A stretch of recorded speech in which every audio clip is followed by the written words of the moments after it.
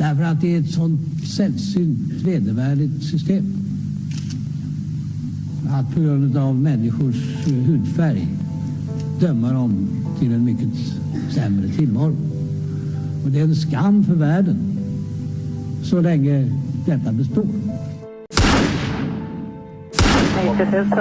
Ja, det är mord på Sveavägen. Det var en slakt. Och det var en slaktare, det var bödel som visste precis vad han ville. Han blev inte skjuten som statsminister. Han blev skjuten som privatperson.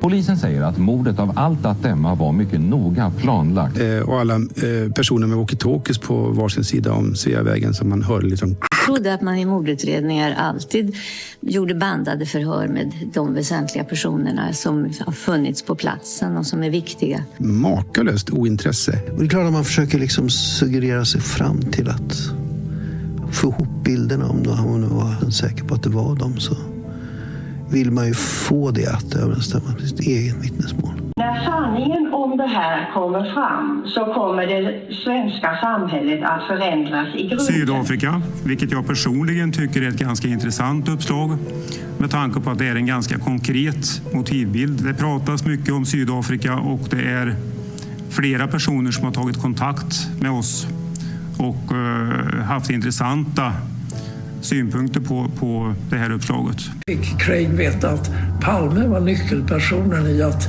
ena sydafrikanska anti-apartheidrörelsen. Det var min tanke och det har jag trott allt sedan dess.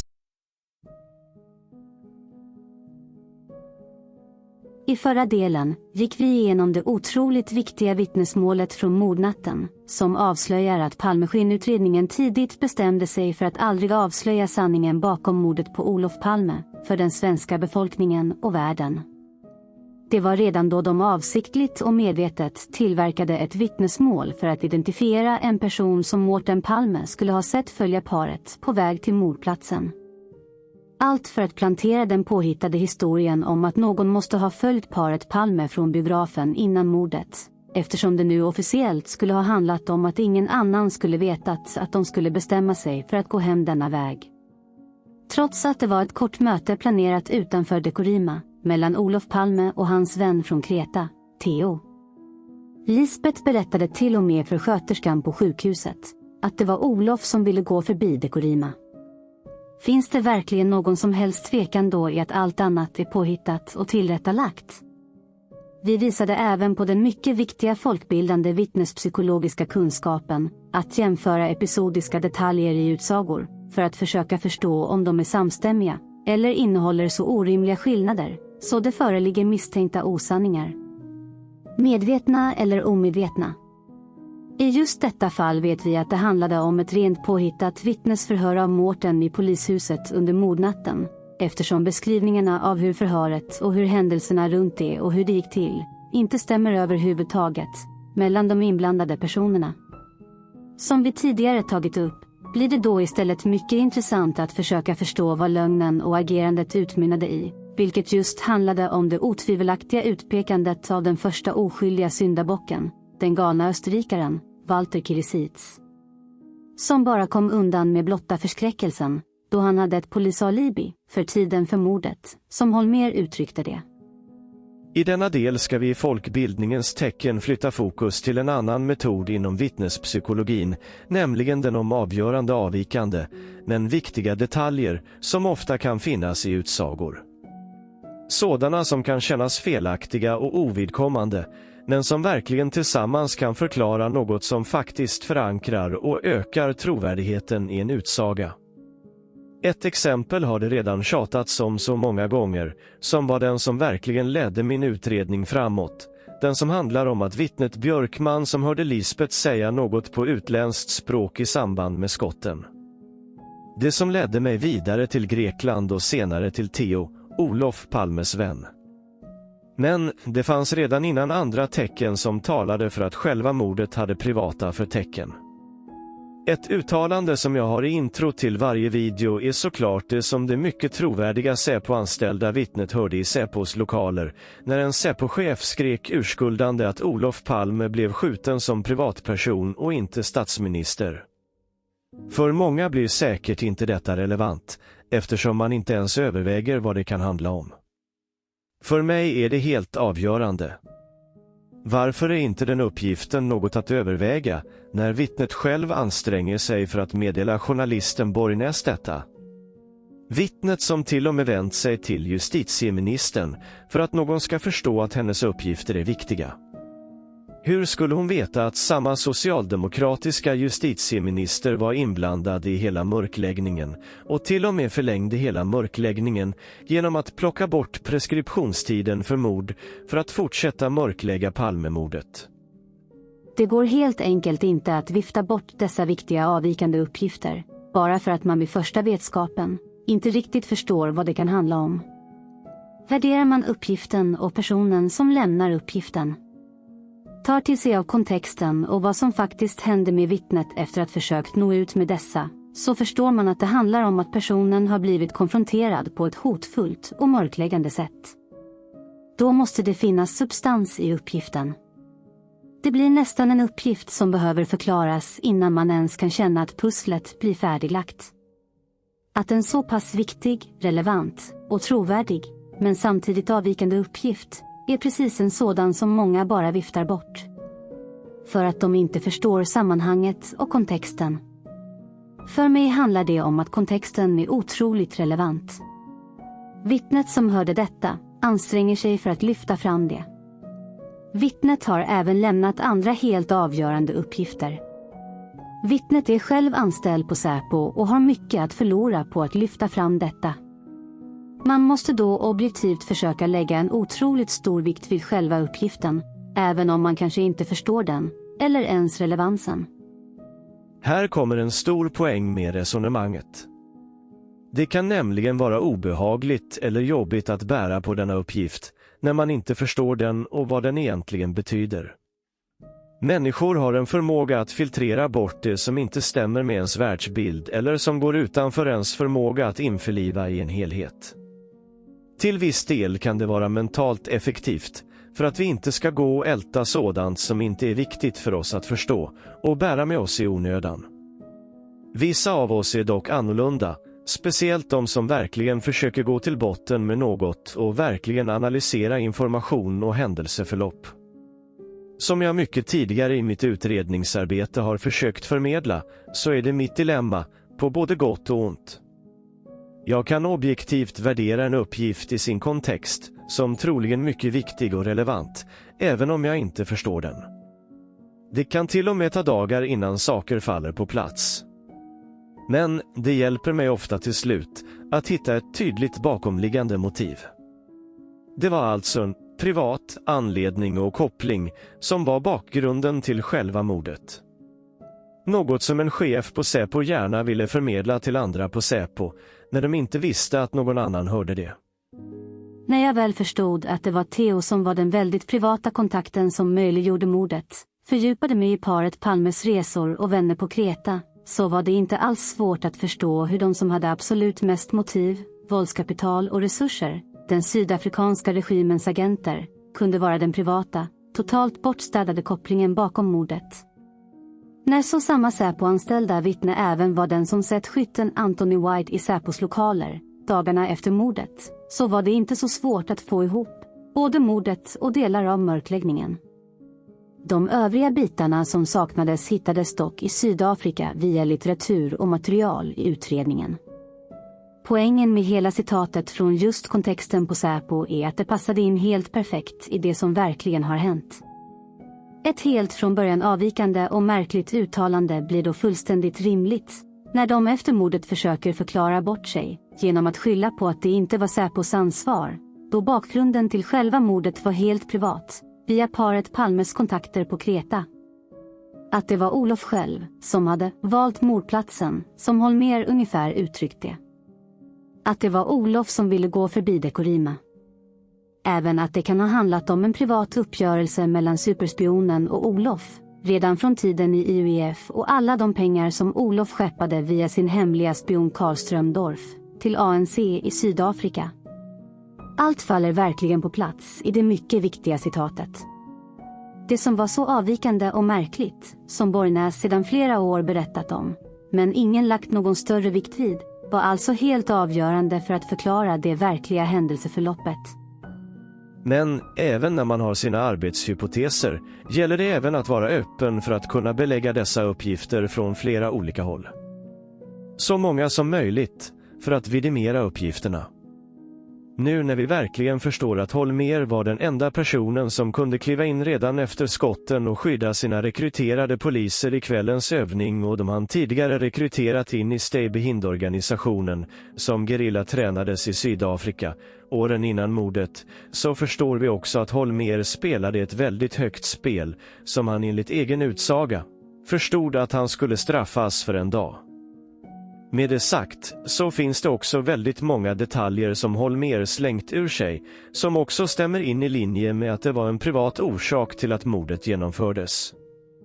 Holmér har som vi tidigare nämnt uttalat sig om att det var offret själv som valde mordplatsen, vilket då lätt kan tolkas som att det var just Olof som hade bokat upp det korta mötet med Theo vid reklampelaren utanför Dekorima.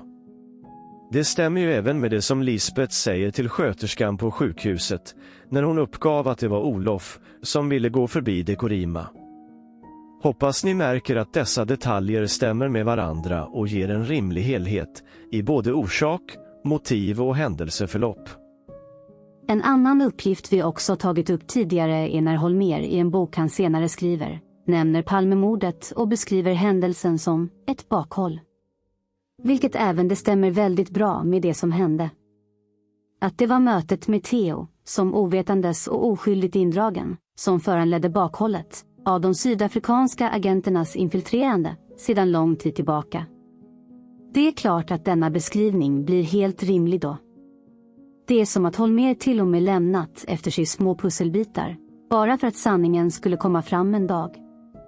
En högst personlig reflektion av Holmérs bidrag till mörkläggningen är att när han väl fokuserade på PKK-spåret så slapp han i alla fall peka ut en enskild oskyldig syndabock. Så tror jag inte längre att han ville se en oskyldig person dömd för mordet längre.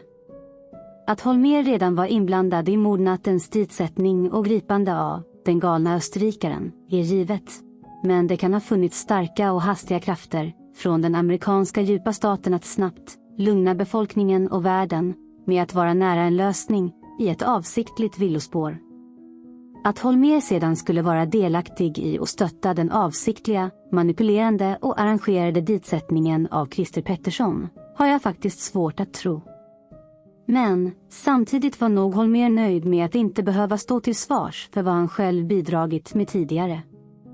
Det är dock så jag tolkar att hans små bidrag i sina böcker kan vara ett motiv till. Med det sagt så var det då såklart inte själva mordet Holmér försökte dölja. Eftersom det, snart 40 års pekande mot ensamma galningar och svenska polisers inblandning i mordet, så var det i första hand det svenska dubbelspelet han försökte dölja med att Sverige redan inofficiellt var NATOs 17:e medlem med en Stay Behind-organisation uppbyggd sedan 50-talet, samtidigt som man flörtade ordentligt med ryssarna. Bland annat genom att officiellt stötta kommunistiska ANC i Sydafrika. Det dubbelspelet som jag menar ledde till själva mordet, när ingen informerade regimen i Sydafrika om vilken sida som Olof Palme egentligen stod på och att alla pengar till ANC bara var ryska kommunistkompispengar. Det som också då blir intressant, när vi i förra delen ändå tog upp en del om Mårten Palmes förehavanden under mordnatten, så finns det faktiskt även där uppgifter om att det fanns privata motiv bakom mordet. Det är nämligen något som även Jan Myrdal är inne på när han spekulerar om de uppgifter som finns i omlopp. Jan Myrdals son, Janken, är nämligen den som Mårten lånar nyckeln av på mordnatten för att ta sig in i föräldrarnas lägenhet och troligen hämta Olof Palmes kalender, där övningen eller mötet med Theo finns antecknad. I en tråd i ett Palmeforum kan vi läsa något som ursprungligen är postat av profilnamnet Whisky Roy. Men vad man aldrig riktigt har utrett är möjligheten att Palme mördades i en privat uppgörelse. Mårten Palme blir mitt i natten uppringd av Lisbeth Palme när hon befinner sig på Sabbatsbergs sjukhus. Mårten med flickvän störtar iväg till föräldrarnas lägenhet på Västerlånggatan, väcker grannen Janken Myrdal för att få tag i lägenhetens reservnyckel. Efter att man varit i föräldrarnas lägenhet en stund så beger man sig till sjukhuset. När han kommer till sjukhuset så har Lisbeth pratat med både Säpo och delar av regeringen och mörkläggningen börjar. Och då får Mårten instruktioner om vad som skall gälla. Men vad sa Mårten till Janken när han hämtade nycklarna? Veckan efter mordet så har FIB Aktuellt Kulturfront en artikel där Jan Myrdal och Jan Guillou bland andra diskuterar mordet på Palme. Där hävdar Jan Myrdal, Janken Myrdals far, att mordet på Palme var en privat uppgörelse. Jan Myrdal har senare visserligen hävdat politiska skäl till mordet, men intressant att han hävdade privat uppgörelse direkt efter mordet. Måste ha kommit från sonen. När en journalist ringde till Janken Myrdal för att ställa frågor om Mårtens ankomst mitt i natten för att hämta föräldrarnas reservnycklar, vägrade han att uttala sig och slängde på luren i örat på journalisten. Det låter så pass intressant att det gäller att få tag på artikeln själv för att bilda sig en egen uppfattning om källmaterialet. Att helt enkelt inte utgå ifrån att någon annans tolkning har en likadan utgångspunkt och bakomliggande kunskap som grund. En princip som varit en stor grundpelare i materialet runt Palmemordet, eftersom så många personer som gräver i det blivit hjärntvättade med officiella sanningar från Palmeskinnutredningen och media. Då gäller det att själv få tag i artikeln för att bilda oss en egen uppfattning. Enligt artikeln från nummer 6, 1986, så var det den 8 mars de 5 skarpaste skribenterna i tidningen Folket i Bild träffades och diskuterade. Alltså väldigt snart efter mordet. Så vi läser vad i huvudsak Jan Myrdal säger. Poängen kommer vi till. JM, det här diskuterar vi den 8 mars. Palme är mördad sedan drygt en vecka. Principiellt vet man nästan ingenting annat än att Palme sköts bakifrån av en person, troligtvis en man, som sågs springa upp i en gränd. Kulorna skulle inte hålla för den enklaste försvarsadvokatskonfrontation. Kulor som hittas med hjälp av självhypnos av en indisk frilansjournalist några dagar efter mordet. Det går inte. Tänk er rättegångsscenen. Polisen säger att Palme följdes av en man från bostaden, men har inte ens utfrågat Palmes grannar. Min son bor ju där. Det kan bero på att polisen har åsyna vittnen, i vilket fall det blir intressant. Det reser stora frågor. Intressantast är, tycker jag, att massmedierna ger en bild. Folk säger något helt annat. De olika spekulationer som man hör på bensinstationer och så återspeglas icke. AE, vilka åsikter är det? JM, att Palme sköts av privata skäl eller att det var en personlig uppgörelse, att hans hustru vet vem som sköt, en cover-up alltså. Eller att Israel ligger bakom. Det är prat om Bernadotte. Hela den sidan av debatten trycks undan till förmån för alla möjliga konstiga terroristiska smågrupper. Så det finns alltså uppgifter på att det handlade om privata skäl bakom mordet. En möjlig privat uppgörelse. Att Lisbeth visste vem mördaren var och att det var en cover-up. Att debatten om privat skäl trycks undan till förmån av alla möjliga konstiga terroristiska smågrupper. Att det är en stor skillnad på de officiella uppgifterna och de rykten som sprids. Att kulorna hittades märkligt, av en märklig person, där det inte skulle hålla i en rättegång. Men, kanske viktigast, att paret Palme skulle varit förföljda, men ingen ens förhört Jan Myrdals son Janken om uppgifter runt bostaden. Låt verkligen den här informationen sjunka in ordentligt. Det är nämligen inte vem som helst som ger dessa uppgifter, i den skaran som sitter och diskuterar. Man måste nämligen väga in personerna i själva kontexten. Det är Jan Myrdals son Janken, som Mårten lånade nyckeln av under mordnatten. Ni minns, precis i den stunden när Mårten redan vet att hans far ligger skjuten på sjukhus, men väljer att åka förbi föräldrarnas lägenhet istället. Ljuger om att han trodde att de var där de var, eftersom han till och med lånar nyckeln av grannen. Varför skulle Mårten ens låna nyckeln av grannen och ta sig in i lägenheten, om ingen var där? Det är en uppenbar lögn och frågan blir då varför han ljuger. Vad är motivet? Varför förhörs då inte Janken om det hela?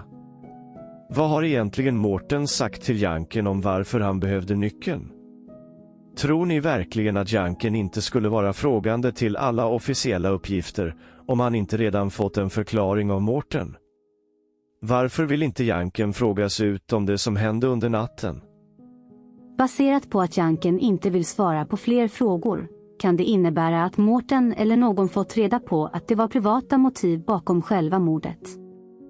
Det är därför inte långsökt att anta att det handlade om som förklaring, att det var därför som Mårten behövde ta sig till lägenheten, för att städa bort kalendern där det stod möte med Theo i, eventuellt även information om den samtidiga Steiberhindövningen. Det var kanske båda uppgifterna som behövde städas bort. Det var alltså mycket viktigare att städa bort uppgifter om kvällens händelser än att besöka en skjuten far och officiellt skadeskjuten mor på sjukhuset. Här måste man verkligen prioritera olika motivbilder för att förstå sammanhanget och vikten av händelsernas ordning. Det är här som enskilda uppgifter i sin kontext blir så otroligt viktiga att värdera. Hela Jankens agerande stärker ju både att han inte vill prata om vad som hände under mordnatten, såklart för att ställa upp på familjen Palme och Palmeskenutredningens lögner. Ändå blir det svårt att inte väga in alla de uppgifter som trots allt florerar om att det var en privat uppgörelse, kanske bara för att folk ska förstå att det finns ett verkligt händelseförlopp att skydda. I just detta sammanhang väger då Jan Myrdals uppgifter mycket tyngre i sammanhanget, även om han såklart också kan lyfta in spekulationer om han inte har alla fakta och själv fått en förklaring. Något som rimligen avslöjas i att han senare tror annat officiellt. På riktigt? Kan ni verkligen inte själva se att kontexten, med vilka personer som är inblandade, är minst lika viktiga för att värdera informationen som lyfts fram? Den här tidningen har funnits sedan bara veckor efter mordet och innehåller de uppgifter som fanns tillgängliga en dryg vecka efter mordet. Att det var en möjlig privat uppgörelse, att Lisbeth visste vem mördaren var, att man skyllde på olika obskyra små organisationer, men samtidigt inte ens förhörde Janken Myrdal om eventuella förföljande personer från parets bostad, som var den officiella påhittade förklaringen till att mordet kunde ske, där det skedde. Som vi tidigare redovisat. Finns det ingen som ens lägger ihop detta med allt mönster om att poliser och journalister som körde förbi mordplatsen, kort efter mordet, inte ens fick reda på vad som hänt och vem som var drabbad? Att andra poliser inte fick berätta vad som hänt. Att vanliga poliser inte fick vara delaktiga i jakten på gärningsmannen. Att polisens sambandscentral inte skötte ett vanligt sökande och utredande av en gärningsman. Att inte ens polisen svarar när vittnet Ljungqvist ringer från mordplatsen. Att Statsradion hade tekniska fel, rikslarmet fördröjdes. Första tv-sändningen bedömer vittnesuppgifter som osäkra, bara timmar efter mordet. Att den självutnämnda spaningsledaren, som aldrig utrett ett mord, sitter och viftar med vapen i tv, som inte alls låter som smällare, som vittnen vittnat om på mordplatsen. Kulor som låtsas hittas, som märkligt nog matchar det viftade vapnet, trots att folk på tekniska hotellen uppger att de måste varit ditlagda i efterhand. Förstår ni inte att allt detta, kort tid efter mordet, verkligen inte handlade om misstag? Det var alltså början på världens största mörkläggning av ett statsministermord. Genom att så tidigt blanda bort korten. Så i denna del har vi även fördjupat oss i viktiga avvikande uppgifter som jag tror många andra bara förkastat eftersom de inte alls passar in i den officiella bilden vi har blivit hjärntvättad med genom åren. Privata kontakter. Privata motiv. Privatpersonen Olof som blir skjuten i bakhåll när han träffar sin vän från Kreta en sen februarikväll på väg hem från en biofilm med sin fru. Ett kort möte för att överlämna något. Ett möte som såklart bara skulle genomföras och faktiskt gick precis som planerat, tills 10-15 meter senare, när den sydafrikanska gärningsmannen, den iskalla yrkesmördaren, genomförde sin iskalla avrättning. Alla dessa uppgifter säger också något om det privata. Det handlar ofta om vem som säger det och i vilken kontext. En Säpo-chef som skriker det till någon annan på kontoret vill säkerligen förklara varför de inte ansåg att de hade ansvaret för att ha koll på statsministern i just detta avseende. Det finns ett tydligt motiv bakom det som sägs. När sedan alla dessa uppgifter stämmer in i varandra och kommer från flera håll med olika källor, så stärker även de uppgifterna. Det är även därför som det är så viktigt att vara objektiv med uppgifter och inte bara leta efter de som passar in i en redan färdig mall. Att tillförlitliga och trovärdiga uppgifter, som uppenbarligen är känsliga för Palmeskinutredningen, ligger till grund för en fortsatt utredning, tills de kan förklaras och blir en del av helheten. Hoppas verkligen ni nu bättre kan förstå hur Theo, som grannman och den person som paret Palme träffade vid reklampelaren, verkligen är nyckeln till att låsa upp hela den mörkläggande Palmeskinutredningen. Bortstädningen av Theo är verkligen förklaringen till den omedelbara mörkläggningen. Kontexten för varje uppgift individuellt kan alltså vara helt avgörande, trots att det kan finnas väldigt få utsagor från en person.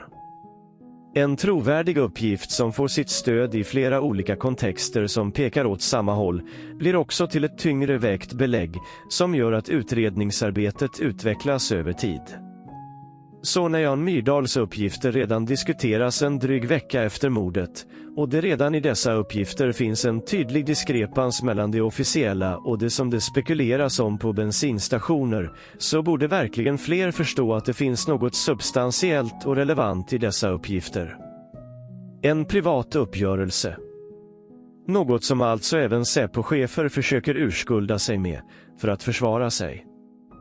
Det är då man verkligen förstår varför ingen annan mörkläggare ens är villig att acceptera Theo som helt avgörande för förklaringarna till händelseförloppet på Sveavägen för över 38 år sedan. Hur många av alla de Palmemordsforum som finns har ens lyft en diskussion om Theo som relevant när det gäller en privat uppgörelse? Varför har inga journalister grävt vidare i detta, tror ni? Wall, Hasselbom, Borgnäs och så vidare. Fattar ni inte att bakgrunden till mordet funnits ute i alla år om man bara försöker förstå avvikande men relevanta uppgifter? Gunnar vägrade ju ens befatta sig med en bild på Theo och stänger hellre av personer som försöker lyfta diskussionen på hans blogg. Det avslöjar såklart hur väl Gunnar förstår att Theo är helt avgörande för att ljuslägga hela mörkläggningen.